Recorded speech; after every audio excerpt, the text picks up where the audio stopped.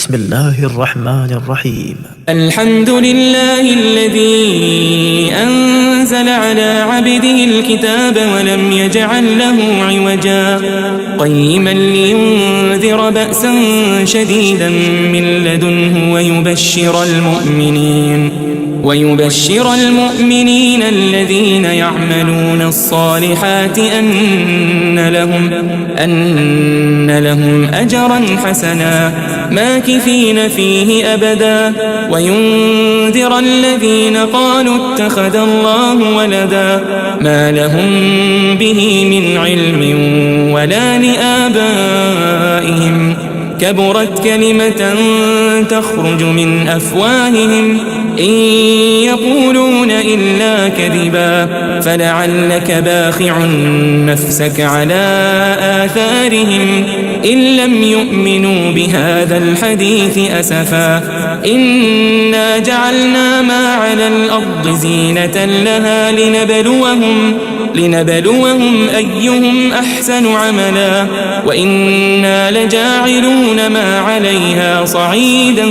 جرزا أم حسبت أن أصحاب الكهف والرقيم كانوا من آياتنا عجبا إذ أوى الفتية إلى الكهف فقالوا ربنا آتنا من لدنك رحمة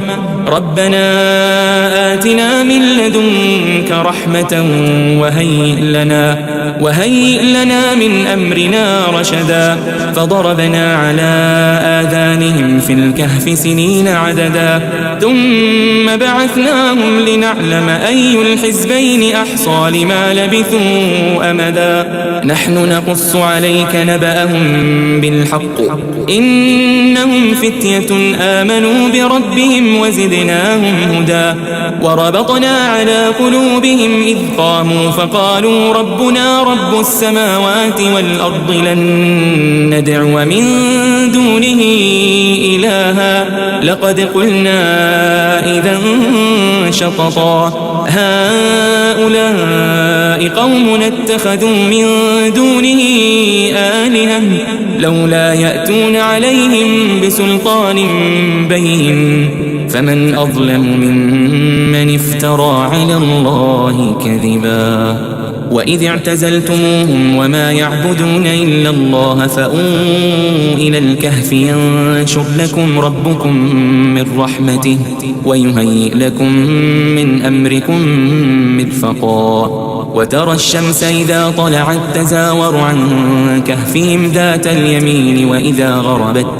وإذا غربت تقرضهم ذات الشمال وهم في فجوة منه ذلك من آيات الله من يهد الله فهو المهتد ومن يضلل فلن تجد له وليا مرشدا وتحسبهم أيقاظا وهم رقود ونقلبهم ذات اليمين وذات الشمال وكلبهم باسط ذراعيه بالوصيد لو اطلعت عليهم لوليت منهم فرارا ولملئت منهم رعبا وكذلك بعثناهم ليتساءلوا بينهم قال قائل منهم كم لبثتم قالوا لبثنا يوما أو بعض يوم قالوا ربكم أعلم بما لبثتم فابعثوا أحدكم بورقكم هذه إلى المدينة فلينظر أيها أزكى طعاما فليأتكم برزق منه وليتلطف ولا يشعرن بكم أحدا إنهم إن يظهروا عليكم يرجموكم أو يعيدوكم في ملتهم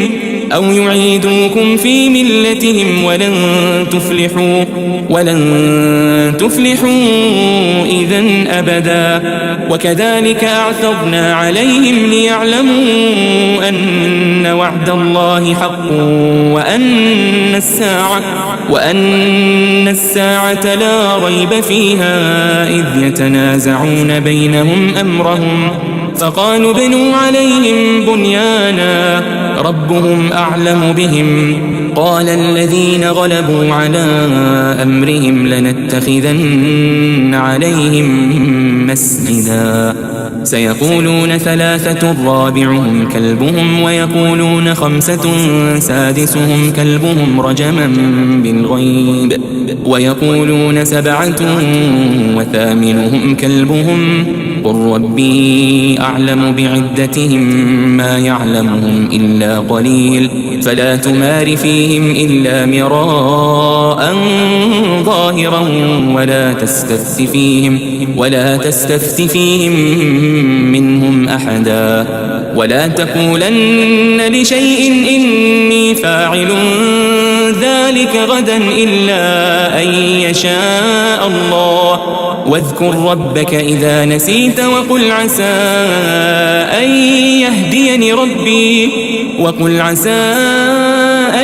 يهديني ربي لأقرب من هذا رشدا ولبثوا في كهفهم 300 سنين وازدادوا 9 قل الله أعلم بما لبثوا له غيب السماوات والأرض أبصر به وأسمع ما لهم من دونه من ولي ولا يشرك في حكمه أحدا واتل ما أوحي إليك من كتاب ربك لا مبدل لكلماته ولن تجد من دونه ملتحدا واصبر نفسك مع الذين يدعون ربهم بالغداة والعشي يريدون وجهه ولا تعد عيناك عنهم تريد زينة الحياة الدنيا ولا تطع من أغفلنا قلبه عن ذكرنا واتبع هواه وكان أمره فرطا وقل الحق من ربكم فمن شاء فليؤمن ومن شاء فليكفر إنا أعتدنا للظالمين نارا أحاط بهم سرادقها وإن يستغيثوا يغاثوا بماء كالمهل يشوي الوجوه بئس الشراب وساءت مرتفقا إن الذين آمنوا وعملوا الصالحات إنا لا نضيع أجر من أحسن عملا أولئك لهم جنات عدن تجري من تحتهم الأنهار يحلون فيها من أساور من ذهب ويلبسون ثيابا خضرا من سندس وإستبرق متكئين فيها على الأرائك نعم الثواب وحسنت مرتفقا واضرب لهم مثل الرجلين جعلنا لأحدهما جنتين من أعناب وحففناهما بنخل وجعلنا بينهما زرعا كلتا الجنتين آتت أكلها ولم تظلم منه شيئا وفجرنا خلالهما نهرا وكان له ثمر فقال لصاحبه وهو يحاوره أنا أكثر منك مالا وأعز نفرا ودخل جنته وهو ظالم لنفسه قال ما أظن أن تبيد هذه أبدا وما أظن الساعة قائمة ولئن رددت إلى ربي لأجدن خيرا منها منقلبا قال له صاحبه وهو يحاوره أكفرت بالذي خلقك من تراب ثم من نطفة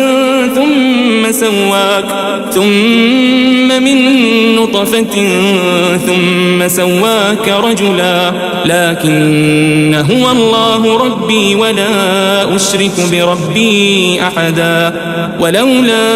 إذ دخلت جنتك قلت ما شاء الله لا قوة إلا بالله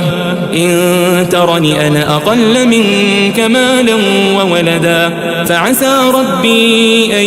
يؤتيني خيرا من جنتك ويرسل عليها حسبانا من السماء فتصبح صعيدا زلقا أو يصبح ماؤها غورا فلن تستطيع له طلبا وأحيط بثمره فأصبح يقلب كفيه على ما أنفق فيها وهي خاوية على عروشها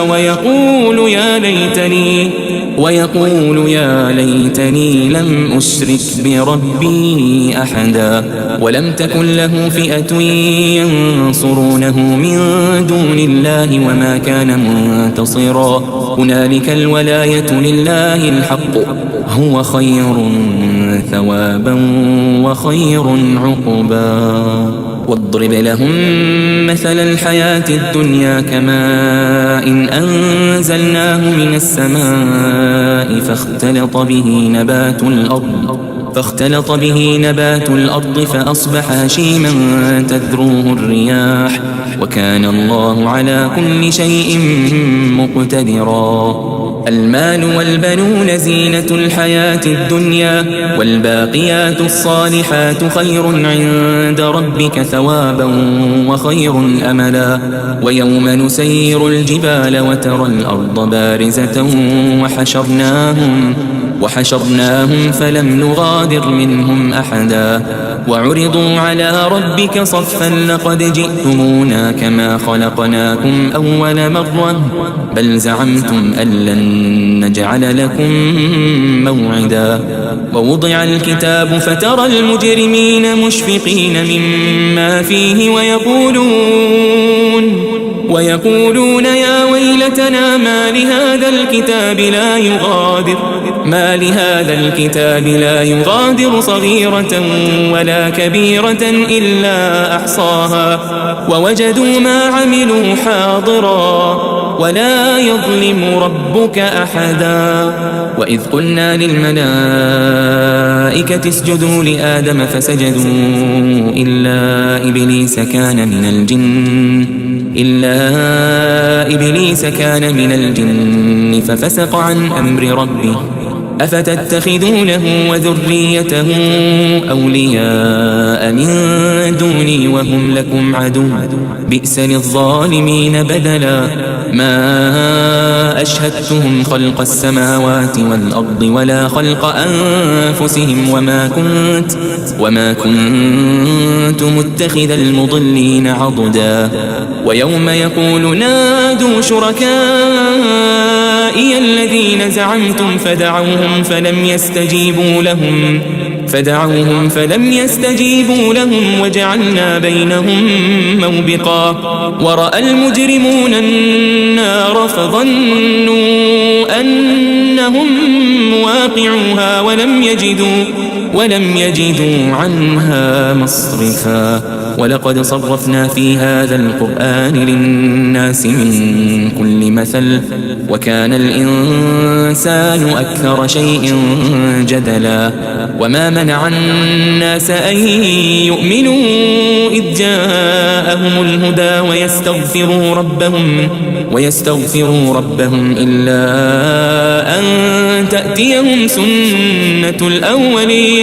إلا أن تأتيهم سنة الأولين أو يأتيهم العذاب قبلا وما نرسل المرسلين إلا مبشرين ومنذرين ويجادل الذين كفروا بالباطل ليدحضوا به الحق واتخذوا آياتي وما أنذروا هزوا ومن أظلم ممن ذكر بآيات ربه فأعرض عنها ونسي ما قدمت يداه إنا جعلنا على قلوبهم أكنة أن يفقهوا وفي آذانهم وقرا وإن تدعهم إلى الهدى فلن يهتدوا فلن يهتدوا إذن أبدا. وربك الغفور ذو الرحمة لو يؤاخذهم بما كسبوا لعجل لهم العذاب بل لهم موعد لن يجدوا من دونه موئلا. وتلك القرى أهلكناهم لما ظلموا وجعلنا لمهلكهم موعدا. وإذ قال موسى لفتاه لا أبرح حتى أبلغ مجمع البحرين أو أمضي حقبا. فلما بلغا مجمع بينهما نسيا حوتهما فاتخذ سبيله في البحر سربا. فلما جاوزا قال لفتاه آتنا غداءنا لقد لقينا من سفرنا هذا نصبا. قال أرأيت إذ أوينا إلى الصخرة فإني نسيت الحوت وما أنسانيه إلا الشيطان أن أذكره واتخذ سبيله في البحر عجبا. قال ذلك ما كنا نبغي فارتدا على آثارهما قصصا. فوجدا عبدا من عبادنا آتيناه رحمة من عندنا وعلمناه من لدنا علما. قال له موسى هل أتبعك على أن تعلمني مما علمت رشدا. قال إنك لن تستطيع معي صبرا وكيف تصبر على ما لم تحط به خبرا. قال ستجدني إن شاء الله صابرا ولا أعصي لك أمرا. قال فإن اتبعتني فلا تسألني عن شيء حتى أحدث لك منه ذكرا. فانطلقا حتى إذا ركبا في السفينة خرقها. قال أخرقتها لتغرق أهلها لقد جئت شيئا إمرا. قال ألم أقل إنك لن تستطيع معي صبرا. قال لا تؤاخذني بما نسيت ولا ترهقني من أمري عسرا. فانطلقا حتى إذا لقيا غلاما فقتله. قال أقتلت نفسا زكية بغير نفس لقد جئت شيئا نكرا. قال ألم أقل لك إنك لن تستطيع معي صبرا. قال إن سألتك عن شيء بعدها فلا تصاحبني قد بلغت من لدني عذرا. فانطلقا حتى إذا أتيا أهل قرية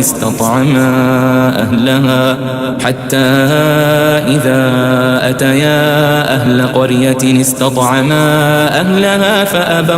فأبوا أن يضيفوهما فوجدا فيها جدارا يريد أن ينقض فأقامه.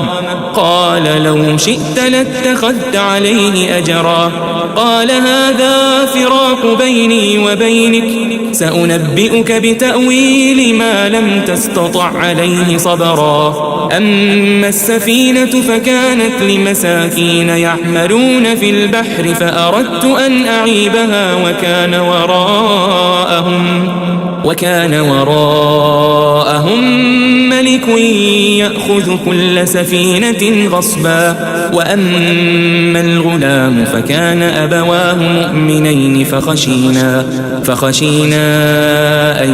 يرهقهما طغيانا وكفرا. فأردنا أن يبدلهما ربهما خيرا منه زكاة وأقرب رحما. وأما الجدار فكان لغلامين يتيمين في المدينة وكان تحته كنز لهما وكان أبوهما صالحا فأراد ربك أن يبلغا أشدهما ويستخرجا كنزهما رحمة من ربك وما فعلته عن أمري ذلك تأويل ما لم تسطع عليه صبرا ويسألونك عن ذي القرنين قل سأتلو عليكم منه ذكرا إنا مكنا له في الأرض وآتيناه من كل شيء سببا فأتبع سببا حتى إذا بلغ مغرب الشمس وجدها تغرب في عين حمئة ووجد عندها قوما قلنا يا ذا القرنين إما أن تعذب وإما أن تتخذ فيهم حسنا قال أما من ظلم فسوف نعذبه ثم يرد إلى ربه فيعذبه عذابا نكرا وأما من آمن وعمل صالحا فله جزاء الحسنى وسنقول له من أمرنا يسرا ثم أتبع سببا حتى إذا بلغ مطلع الشمس وجدها تطلع على قوم لم نجعل لهم من دونها سترا كذلك وقد أحطنا بما لديه خبرا ثم أتبع سببا حتى إذا بلغ بين السدين وجد من دونهما قوما لا يكادون يفقهون قولا قالوا يا ذا القرنين إن يأجوج ومأجوج مفسدون في الأرض فهل نجعل لك خرجا على أن تجعل بيننا وبينهم سدا قال ما مكني فيه ربي خير فأعينوني بقوة أجعل بينكم وبينهم ردما آتوني زبر الحديد حتى إذا ساوى بين الصدفين قال انفخوا حتى إذا جعله نارا قال آتوني أفرغ عليه قطرا فما استطاعوا أن يظهروه وما استطاعوا له نقبا قال هذا رحمة من ربي فإذا جاء وعد ربي جعله دكاء وكان وعد ربي حقا وتركنا بعضهم يومئذ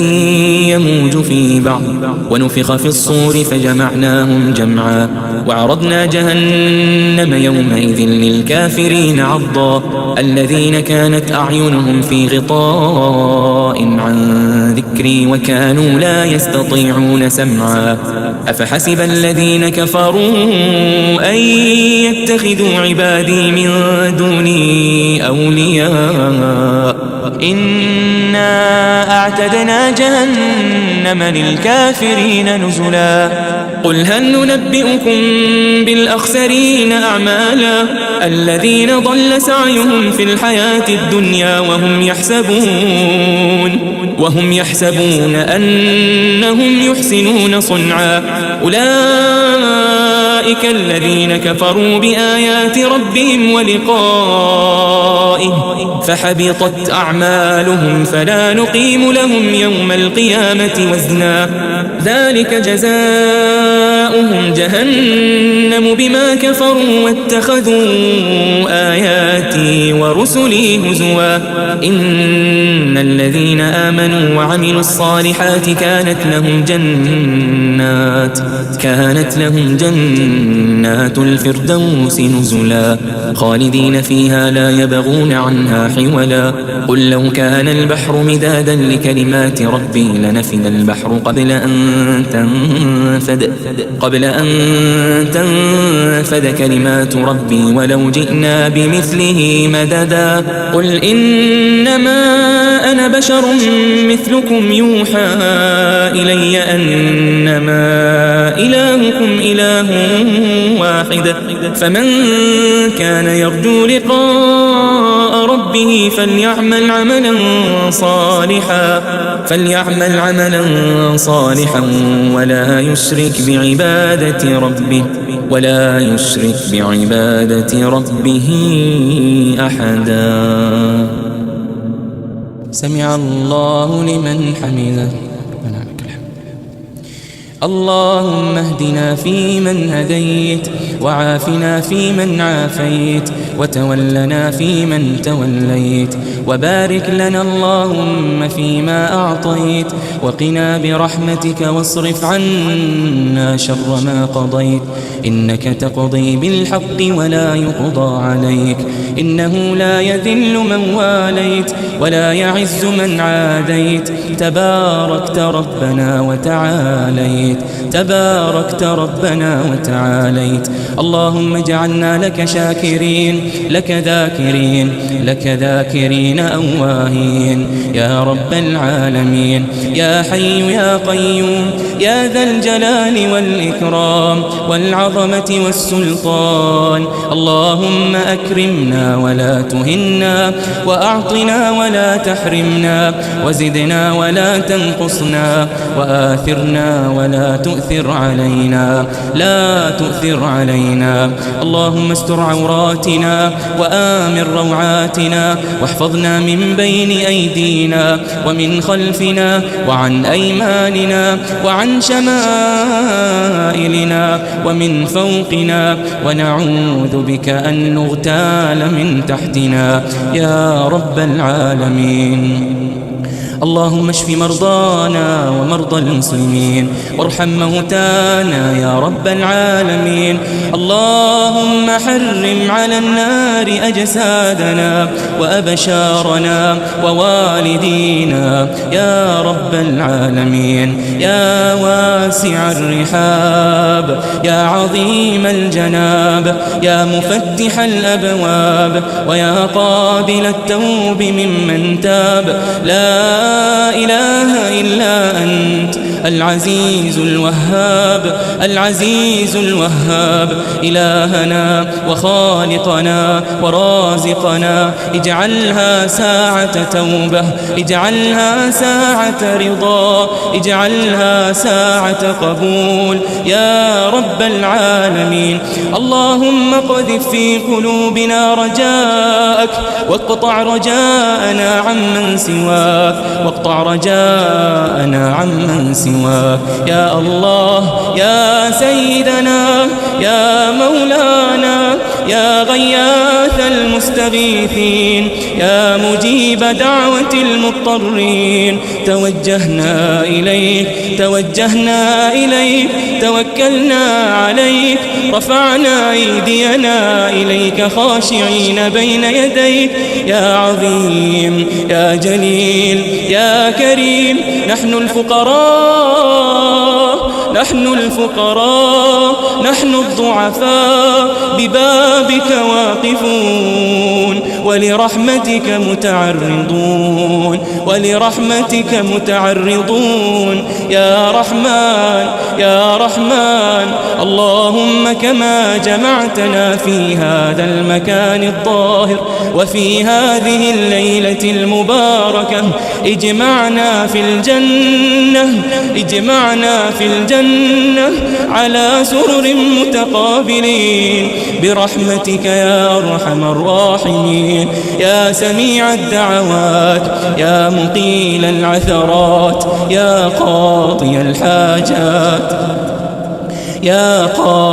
الحاجات، يا كاشف الكربات، يا رفيع الدرجات، يا غافر الزلات. اجعل لنا وللمسلمين من كل ضيق مخرجا، اجعل لنا وللمسلمين من كل هم فرجا، ومن كل ضيق مخرجا، ومن كل بلاء عافية. اللهم اغفر للمسلمين والمسلمات والمؤمنين والمؤمنات الأحياء منهم والأموات. اللهم خذ بنواصينا للبر والتقوى ولما تحب من العمل وترضى يا رب العالمين. يا ناصر المظلومين، يا ناصر المظلومين، اللهم انصر إخواننا في الشام، انصر إخواننا في اليمن، انصر إخواننا في بورما، انصر إخواننا في بيت المقدس. اللهم انصرهم نصرا مؤزرا.